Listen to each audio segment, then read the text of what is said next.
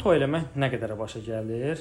Bu rəqəmləri hesablayanda bir daha başa düşdüm ki, toy eləmək bir dənə adi şənlik deyil, həqiqətən böyük bir maliyyə yükü deməkdir.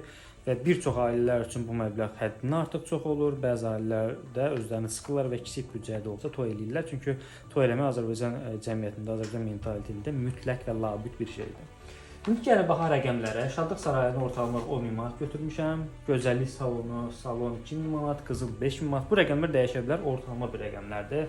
Bəy tərəfini düşünəndə 20 manata qədər bəy tərəfi toy eləmək üçün xərcləməlidir. Hər zaman demişəm, bir nəyəsə pula ehtiyacınız varsa, əvvəlcən bunu bilirsinizsə, pulunuzu qənaət etməlisiniz, yığma yönləndirməlisiniz, pulunuzu doğru şəkildə idarə etməlisiniz ki, o gün gələndə 20 manatı verib toyunuzu rahat formada eləyə bilərsiniz. Amma real həyatda bu bəzən belə olmur. Siz əlinizdə pul olmur və toy da eləməlisiniz və nə edirsiniz onda? Ya kimdənsə borc götürürsünüz, dostdan, tanışdan, ya da ki, bankların vasitəsilə insanlar kredit götürmək üçün. Heç bir banka getmədən, əlavə sənədə ehtiyac olmadan Leo Bankın mobil tətbiqi həqiqətən işlərinizi asanlaşdıra bilər.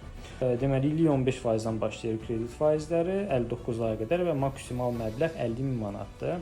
Mobil tətbiq etməyə müraciət edirsiniz, kredit alırsınız. Çox maraqlıdır. Uzun sözün qısası, Azərbaycan toy etmək gözəldir, gözəl adət-ənənədir, maraqlıdır, amma maliyyə yükünü də unutmamaq lazımdır. Və siz necə düşünürsünüz? Azərbaycanda toy eləmək həqiqətən də bu məbləği olmalıdırmı və toy etmək həqiqətən də bahalıdırmı və necə olmalıdır? Fikirlərinizi şərhlərdə yazın.